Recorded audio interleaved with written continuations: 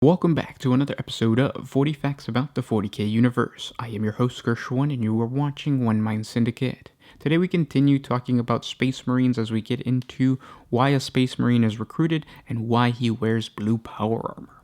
If you're new to the channel, subscribe. We post Warhammer 40K content every single day. If you have any other suggestions or questions, comment down below. We'll create a video for you. And if you enjoy our content, thank our patrons on Patreon. It's because of them that we could do this. But with that said, let's get into 40 facts on the Space Marine Librarian. Space Marine Librarians are those unique battle brothers that possess an innate psychic ability and use their powers to fight the enemies of the Emperor. The way in which a librarian is chosen is different to each chapter. Chapters that possess a homeworld usually recruit solely from that populace. These worlds are often technologically backwards, with strong militaristic societies, where male children who show potential are pushed harder and harder, and they may one day be chosen to join the ranks of the Space Marines, who are often known to such people as Star Warriors, Sky Knights, or a similar name. Driven to extremes of violence by the pressures of their world society, these merciless child killers are usually chosen to have a chance at becoming a Space Marine battle brother. At this stage in the process, their psychic abilities are more than likely still dormant within the child, making their trial no different than any other recruit. But when the recruitment of a librarian is a specific goal for the chapter, it will turn to the Scholastica Psychana, the training division of the Adeptus Astra Telepathica, a vast teaching institution devoted to the training of young psychers, who are taught how to develop and control their powers to serve the Imperium.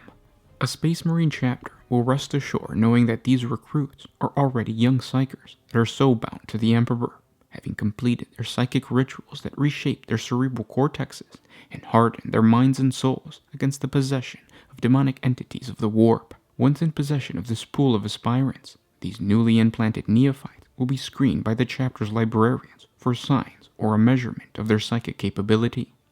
Those who possess the potential to become a librarian are then forced to undergo the same trials and sufferings that all Space Marine neophytes of their chapters face, but they all have to learn to harness their powers and protect their minds from the demonic dangers of the warp. As Space Marines are far stronger mentally and physically than ordinary men, their flesh is ideal for demons to inhabit as a demon host. For a librarian, each day is a long walk along a narrow path, which, should they stumble or stray, leads only to madness, possession, and the death or destruction of all they hold dear.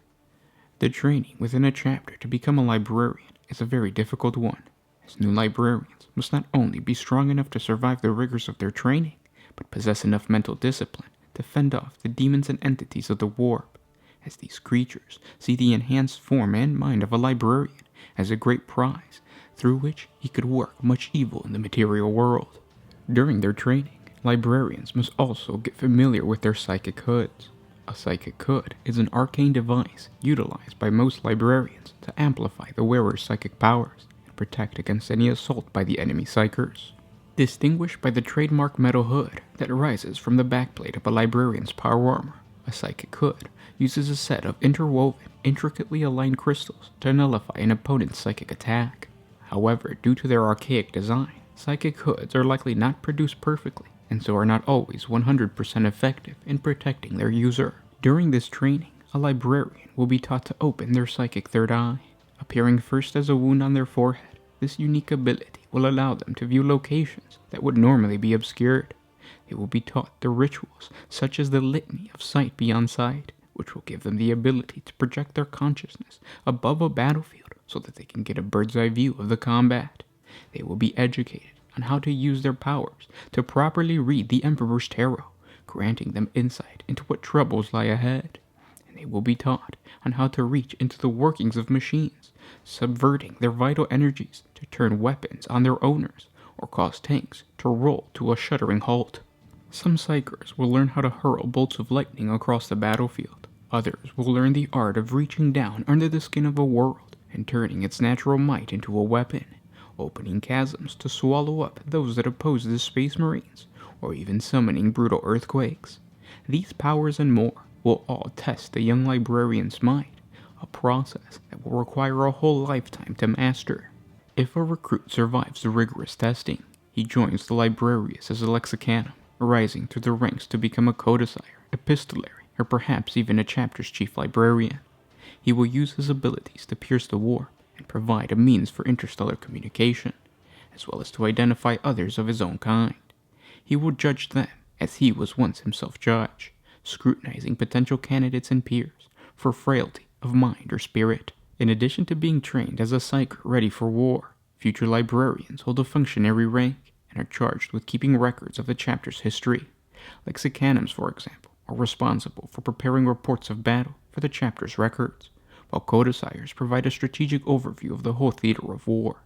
After many solar decades of study and bookkeeping, a librarian will be well versed in the history and lore of his chapter, and both his wisdom and counsel will be at high regard by the masters of the chapter. Most chapters train and test chosen psychers following the ancient ways laid out in the Codex Astartes. Librarians of the Ultramarines, Blood Angels, Dark Angels, and Storm Wardens are all trained in this way, and with few minor traditional variances, have been taught to live by the word of the Codex. It is the Codex Astartes that dictates that all Space Marine librarians must wear blue power armor with the chapter's badge on their left shoulder plate, while on their right they must have the horned skull or open book of the librarian, an ancient, potent icon symbolizing the power and knowledge that the librarian possesses. To outsiders, this seems like a normal practice, as they see specific colored rankings for the different Space Marine roles, such as chaplains wearing black power armor, tech marines wearing red, and apothecaries donning their white power armor. But the hidden reality is that a librarian's power armor is meant to remind and warn the chapter of the Psyker's ancient and troubled past. This mistrust is a holdover from the days of the Great Crusade and the Council of Nicaea, where the Emperor of Mankind ordered all of the Space Marine legions to disband their librarians, and for all Astarte librarians to return to service as line warriors and never use their psychic abilities again. His fear, along with some of the Primarchs, was that Space Marine Psychers represented a grave threat to the human race, and their powers were dishonorable deceptions and unnatural witchery. As is apparent in the current millennia, the Psyker mutation is often encouraged within the Space Marine ranks, as it became clear during the Horus Heresy that the forces of chaos could not be defeated unless the Loyalists were also able to draw upon the powers of the warp.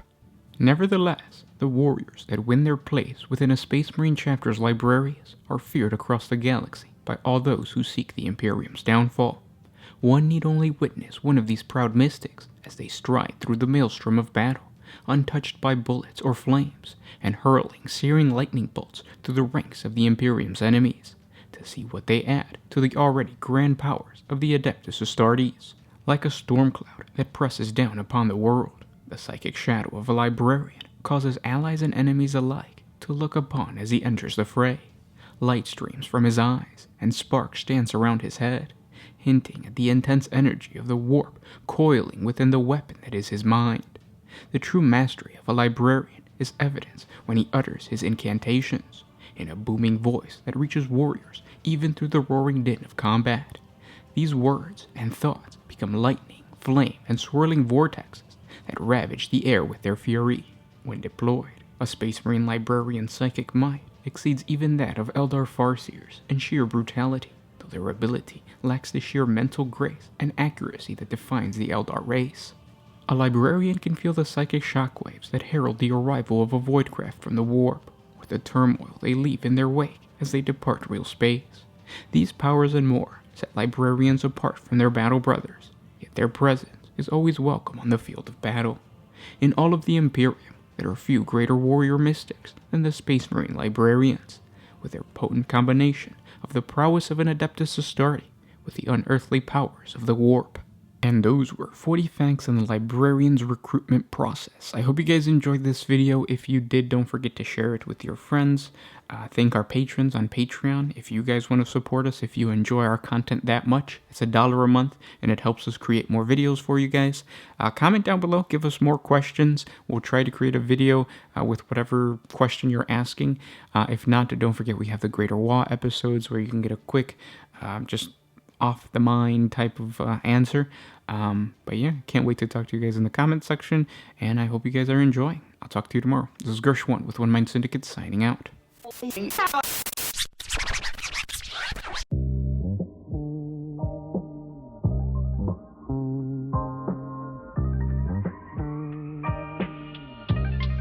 Always